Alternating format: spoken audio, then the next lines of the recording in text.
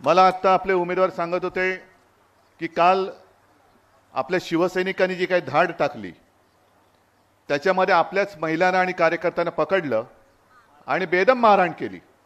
मला त्या पोलिसांची नावं पाहिजेत, बघतो मी पुढे काय करायचं ते। मला पोलिसांची नावं पाहिजेत आणि पोलिसांना सुद्धा सांगतोय की तुम्ही भाजपचे किंवा फडणवीसचे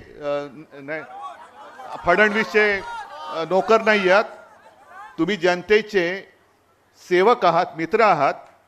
हे सरकार तर जाते नक्कीच, उद्या आमचं सरकार आल्यानंतर तुमचं काय करायचं तो निर्णय मी घेतल्याशिवाय राहणार नाही। हा पोलिसांना मी जाहीर इशारा देतोय, जाहीर इशारा। कोणी असू दे, लोकशाही समोर आणि जनतेसमोर तुमची मस्ती आम्ही खपून घेणार नाही, अजिबात नाही। आणि ज्यांनी माझ्या महिला कार्यकर्त्यांवरती नेभळट पोलिसांनी हात उगारलेला आहे त्या हाताचं काय करायचं हे उद्या